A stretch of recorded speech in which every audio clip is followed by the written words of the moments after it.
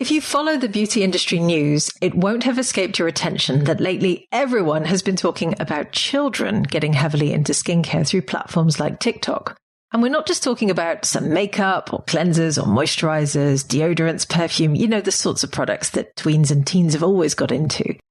Now, instead, we're talking about anti-aging skincare with potent actives like retinol or vitamin C. Now, perhaps this was to be expected, given that the generation currently reaching their teens grew up surrounded by influencers and smartphones, which means that they've seen the rise of the beauty blogger paired with the rise of the so-called skintellectual. Well, of course, the beauty brands of today have very much pivoted to cater to both those worlds. So what motivates children to want to get into so-called prejuvenation? Not rejuvenation, but prejuvenation. What types of products are they specifically buying? And what, if anything, is the beauty industry going to do about it? To find out, I invited Formula Botanica Education Manager, facialist, and former beauty blogger Anna Green back to join me for this episode. Listen in as we ask ourselves the question, why are children using anti-aging skincare? Welcome to Green Beauty Conversations, in which I challenge the beauty industry to become more sustainable, champion independent and green beauty, and encourage you to join me in changing the beauty industry for the better. I'm your host, Lorraine Dallmeier. I'm a chartered environmentalist, biologist, and the CEO of award-winning online organic cosmetic formulation school, Formula Botanica. We have tens of thousands of students in over 190 countries around the world who study with us to become organic beauty formulators and entrepreneurs. Visit our website at formulabotanica.com to try our free online formulation course. And if you want to be the first person to know what's happening in green beauty, make sure you subscribe to this podcast in your favorite podcast app. So in today's episode, I'm joined by Anna Green, Formula Botanica Education Manager, longtime beauty industry expert, facialist with a focus on skin health, and regular guest on the Green Beauty Conversations podcast. Anna has a wealth of experience in understanding beauty brands, trends, cosmetic ingredients, skin health, and everything to do with the wider beauty industry. It's always a pleasure and a privilege to have Anna on the podcast with me, so let's get started. Hi, Anna. Nice to have you on the podcast again. How are you doing today? Yes, I'm really good. Thank you, Lorraine. How are you? I'm good. And I'm really looking forward to this topic because I think it's a really important one for us to cover. So let's get started. And I guess a question I have is, why do you think the topic of skincare for teens, tweens and children is trending? Well, I think this is partly due to the access that we have now to information and, the availability of videos and things on the internet around skincare. Once upon a time, the skincare that I was exposed to was the skincare that was in my mother's or grandmother's skincare cabinet. And that was what I had availability to see. And that was what I saw on a regular basis. And then obviously when we went out shopping, that was available as well. But now we have the internet and things are very, very different. So every teen and tween I know starts having a phone a lot earlier these days. They have access to, a world of shopping at their fingertips. They have access to a lot more information around influencers and people who are showing their skincare routines online. And none of that existed when I was young. So it's a whole different world in terms of skincare these days. And children and teens are starting to get younger and younger when they are interested in skincare. Yeah, of course, it's all about Generation Alpha, which I had to go and look up. I feel like such a dinosaur every time someone talks about these different generations, because I fall right in that cusp of 1979 when no one talked about it at that time. So anyway, Generation Alpha is anyone born after 2010. So my son was born in 2010. He is part of Generation Alpha. And of course, those children have grown up, as you say, surrounded by technology. They've never known a world without the internet, without a smartphone, without all those things that are still, I suppose, in some respects, quite new.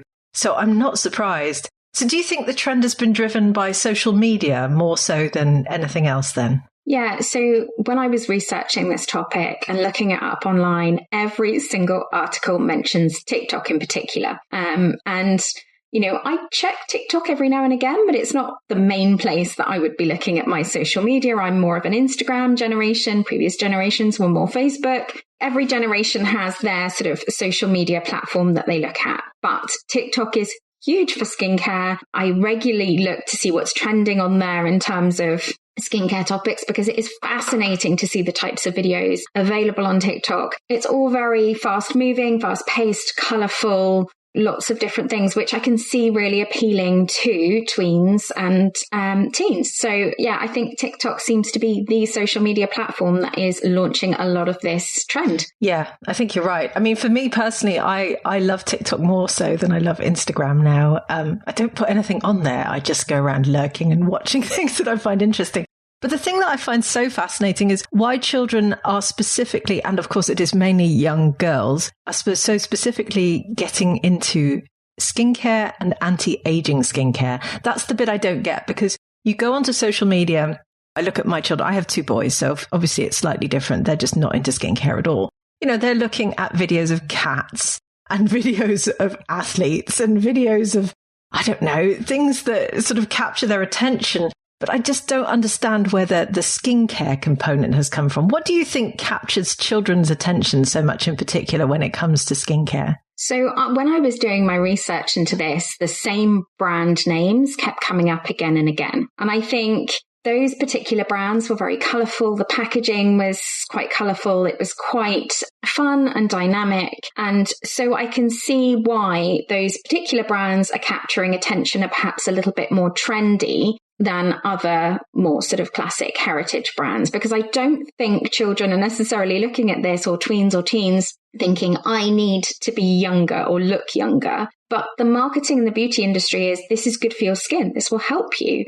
It doesn't necessarily come with a warning of, actually, this is for when you're older. And so they see the packaging, they see the fun, dynamic colors, they see influencers using those particular brands. And so therefore they feel like they need to also buy into this. And I will say there's a big psychological component to why people are drawn to skincare, because often it can be a time when you're a teenager where you might feel a little bit insecure about your skin. You might be having breakouts because of hormones. You are going through changes. You may feel like you need to do certain things to fit in. And that has always been the case in terms of, needing to dress in a certain way or use certain brands in terms of clothing. So I think skincare is no different. It's just something that perhaps people have more access to now that they didn't have access to before. Fair enough. Well, I decided that I wanted to actually speak to someone who was really into this. And so obviously I'm a mother of 2 boys. My children are 11 and 13. I have lots of friends with tween girls and teen girls as well. So yesterday I spoke to some of my friends, and one of them got her daughter to record me a little video message. And it was so sweet, so incredibly cute. And she said, hi, I love skincare because, she's 12, by the way. She said, it's because it smells really nice and it's super colorful and it looks really fun and it feels nice on my skin and it's trending on TikTok. It was just the sweetest, most adorable little video. And I loved it to bits, but I thought she summarized it so brilliantly, because she basically said, it smells nice, it's pretty, and everyone's talking about it. And I thought, doesn't that just summarize it beautifully? So do you think the brands are maybe encouraging them a little bit as well? The brands that I looked at weren't necessarily marketing to teens, but they certainly weren't dissuading teens from buying their products anywhere in their marketing. And obviously, why would they? Because it's profit for them. I have seen some of the brands, like, for example, Drunk Elephant, that are very, very popular on TikTok. I saw that Tiffany Masterson had put out a statement around which ingredients teens should avoid in her particular range, which I thought was very responsible of her. And it's good that there is some education going on, because it's not necessarily the brand as a whole that is an issue for teens or tweens, because there will be some products in those ranges that are suitable, but there are some ingredients that teens and tweens should avoid that aren't necessarily marketed to them. So I thought the fact that Tiffany had put that statement out was, a responsible thing to do in terms of education as far as brands go. But there is definitely this link towards bright, colourful packaging and the way things are marketed in a very fun way. And those are the brands that the tweens are picking up on. Yeah. I saw the same. I mean, the name Drunk Elephant comes back a lot. The Glow recipe comes back a lot as well. Very colourful. I also saw that post from Drunk Elephant. So they put one on Instagram basically saying, we've been asked this so many times, so we want to give you some guidance. These are the products that we stock that children can use. And we don't recommend that you use anything with retinol or vitamin A or anything like that in our range. And then they listed a skincare range that a tween I think it's mainly tweens we're talking about here, could do. And I thought that was quite interesting because I then looked up the products they recommended. They weren't cheap. I mean, one of the creams they recommended was, in British pounds, it was £56, which is, I don't know what, it's going to be about 65, 70 US dollars. I thought, wow, that's a very expensive product to recommend to a child. And interestingly, my friend's mother, she also said we constantly have discussions at home about you can't buy a €40 jar of skin cream. And I thought, isn't that a fascinating conversation to have around the dinner table? So, but one thing that seems to come up a lot is that a lot of children are looking online for products that contain actives. I don't know. And why do you think the actives in particular seem to be so popular? Because I've seen talk about, vitamin C, hydroxy acids, brightening ingredients. Just this whole anti-aging concept seems to come back a lot. And I've even heard about and seen some TikTok videos of children, young teens, 14, 13-year-old girls talking about prejuvenation. So heading off the aging effects on the skin before they even get there. What do you think attracts these children so much to the actives in particular? Well, it's such a fascinating discussion because I think we do live in a world where getting older is still seen as something negative, which I would argue that, every year that you get to live on the planet is a massive bonus, and how lovely that we get to grow older. It's a privilege that not everybody gets in the world. So the fact that there is still this undertone of aging being a negative concept, and them already at a young age, tween age, pre sort of 20s, being concerned about that it's very sad, really, I think. I can't imagine that there is any other positive reason for wanting to go for those actives.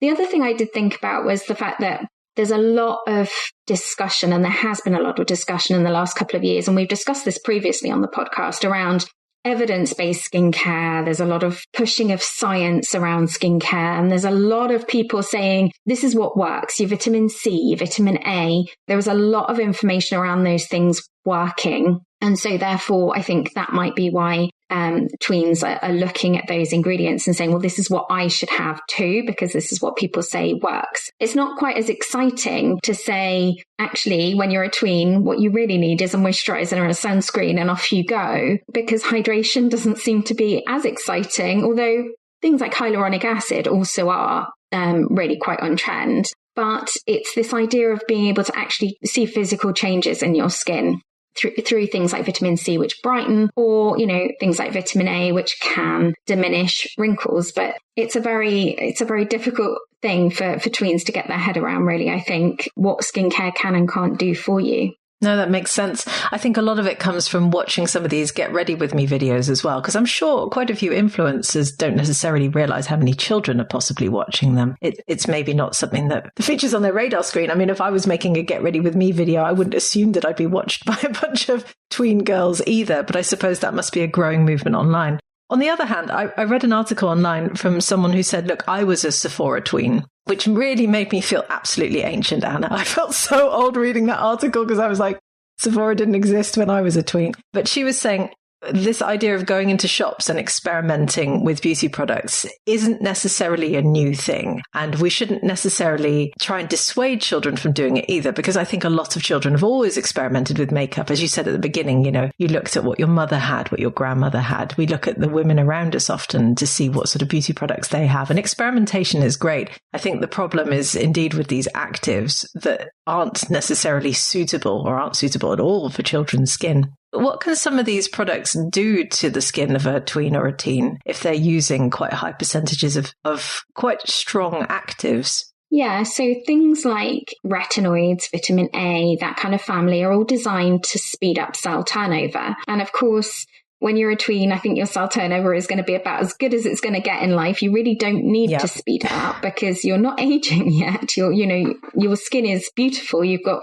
optimum levels of collagen, and you don't really need to be speeding up your cell turnover. But it's interesting because the British Association of Dermatologists actually put out a statement saying, look, if you're using some of these active ingredients, it can cause irritation. You can be exposing yourself to allergies because obviously the more products you expose your skin to at a younger age, the more of a chance of reacting to them later on. You really don't need to be using active ingredients that are potentially harsh on the skin or potentially irritating. lots of adults, purchase products that aren't suitable for their skin and then end up with peeling, side effects, and then end up sort of having to swap those products out. So you can imagine a teen or a tween is just as likely to have those same irritation or, side effect issues. So I thought that was really very interesting. Now, the sort of caveat that I will put to this around the use of retinoids and tweens is that we know that acne can be very debilitating. It's a skin condition that can cause extensive scarring. And, for some people, when they hit those teenage years, it is a big issue. And one of the first lines of treatment for acne can be retinoids that are prescribed by a doctor or somebody who can prescribe them. But it's really important that if teens and tweens need those products, then they are supervised by somebody who understands that treatment and that they are not just applying things without that sort of supervision. Good advice. Absolutely. I think another thing that I picked up from talking to some of my friends was one of my friends was telling me about the daughter of one of her friends who started to use very rich products because, again, she'd seen them recommended online. And of course, they were more suitable for perhaps someone my age. And that she just broke out in lots of spots as a result. So I think it's been quite a learning process, perhaps, for some children going through this. But as you said, when you absolutely need those products, then under supervision, that's incredibly important, but only in those circumstances. One thing I read about online, which I thought was fascinating, was it seems to be specific to Sweden. I don't know why that kept coming back in all the articles I was reading about, but one particular brand, skincare brand called Mantle, has put an age restriction on their website to say basically you have to be over 18 to use the website, like many alcohol suppliers do, for instance. And it even says on their little opt-in box, our formulas contain active ingredients not suitable for younger skin. And I also read about a Swedish pharmacy chain that has also started to limit its users to 18 plus, which I thought was fascinating. And I saw that there was a group of dermatologists in the UK also calling for age limits on skincare. Do you think that's something that we might start to see in the industry in the future? That is a fascinating concept. I have to say, I'm impressed with the level of responsibility that certain brands have gone to. It is something that we will see more of, but I can't see it being rolled out across the industry-wide. I think there will always be access for teens and tweens, more so in certain countries than others, I think, based on what you're saying. I think certain countries will take a harder line on this. But I think if people want to access things, they always will. They will always find a way. And I think, let's be honest, most tweens aren't using their own money to purchase skincare. They are asking for this for birthdays, for Christmases. They are going through a parent. And I distinctly remember being taken by my mum to get my first skincare routine. We went to the Body Shop and, we've got a 3-step skincare routine from there. So it's almost a bit of a rite of passage as well for, mums to take their daughters and kind of for that to be passed down generation to generation when it's time for somebody to start looking in skincare and when they're showing an interest. So I think regulating it in that way is quite difficult, but I do like the fact that there's more education and the fact that you're putting out there the fact that these ingredients are not for teenage skins. I think that is really, really important. And, there's been a lot of dermatologists weighing in on this on television, on their Instagrams, platforms like TikTok, to go out and say, not everything is for everyone and you don't need this. I think that's really, really important. I speak to lots and lots of people about their skin. Often people will say, I have this toner, I don't know what it does. I don't know what's in it, but I bought it because I like the packaging. Is it, I don't think it's working for me because it's stinging my skin. And at that point, I have to say, okay, if it's stinging, if it's burning, if it feels unpleasant, that is definitely a sign that you don't need it. So it's not just teens and tweens that are perhaps purchasing the wrong thing. We have to remember there are lots of skincare brands out there. There's lots of mixed messaging around skincare, and that can sometimes be very, very overwhelming. If you are asking somebody who perhaps doesn't have skincare knowledge to buy your skincare for you, they won't know either if it's the wrong thing to be purchasing for your skin. So I think it's a bit of a minefield for people to navigate. Yes, I'm sure it is. It must be incredibly hard. And as you say, often we do just sort of get sucked in by the fun packaging. And certainly that's also what my friend's daughter very, very sweetly said to me too. So, I mean, final question. Do you think the beauty industry should address this more head on? Do you think that we should change the narrative around skincare for tweens in particular? What do you think the beauty industry should be doing? Well, I think the answer to this, and it's the answer to many things in the beauty industry, is more education. And I think a lot of brands are investing more time in education, investing in how to use their products, when you should use their products, why their products might be different to somebody else's products. All of that information is really, really good. And we have more access to information than we've ever had before, which is great. I do think the industry has some responsibility around making sure, as certain brands have, that it's publicly out there that certain ingredients aren't for teens and tweens, but also at making sure that they have ranges that are suitable, that are well marketed, and, that people want them. Because if they look boring, then, teens and tweens aren't going to buy them. I am a big fan of people having a very simple skincare routine: cleanse, moisturize, protect. And I think, certainly starting tweens early on SPF is not a bad thing at all. To protect their skin, I am a big fan of that. So yes, I think there are positives to teens and tweens having a skincare routine and starting early. It's not all negative at all, but the responsibility within the industry, I think, lies with that marketing. I think we need anti-aging to disappear at some point in the way that it's marketed at the moment, of aging being a bad thing. And we also need skin health, skin barrier health, and all of those to continue to be a trending topic, because healthy skin is the goal at any age, I think. If there was more talk about skin health and less talk about how active ingredients are the only thing that works for the skin, I think that would also be beneficial, because, as I've said before, moisturization might not be as interesting as, an active ingredient like a vitamin C. However, it is incredibly important. So for teens and tweens, that's going to be the route that they should be going down. Yeah, I'm really glad you mentioned the SPF, actually. I thought you would. It's so incredibly important to start everyone off at every age using that protection, exactly as you say. Well, let's see how the industry continues to address this, because I think it's only going to keep growing. And it sounds as if the market is growing exponentially as a result as well of so many younger consumers coming on and having their parents obviously buy these products for them. And then, of course, they become consumers for life, which is ultimately what the industry is very much encouraging. But we need to do so responsibly to get people into a healthy and protecting skincare routine, as you say, from a very early age. Anna, thank you so much for joining me on the podcast again. It's been lovely chatting to you. Really interesting topic. I'd love to hear what our listeners think as well. So hopefully they'll come and talk to us online. Thanks so much for joining me again. I would love to hear your thoughts on this episode. Have you seen anything like this with tweens in your family or your circle of friends? And what do you think the beauty industry should be doing? Leave us a comment on our social channels, as both the Formula Botanica team and I love hearing from you. And if you want to hear more about some of the topics we covered, please do delve back into the podcast archives. So some great examples include episode 172, in which I picked apart the term skintellectual and talked about the way that I think this trend should feed into the sustainable beauty movement. Or episode 171, in which I interviewed Riley Cohen, a cosmetic science student who put forward the Gen Z view on sustainable beauty. Or episode 113, in which Anna and I talked about the responsibility that beauty influencers have, very topical for the discussion we've had today. There's a wealth of information in our old episodes, and I do encourage you to go back and listen to them. Thank you for joining Anna and I for this latest episode of Green Beauty Conversations. I hope you enjoyed it.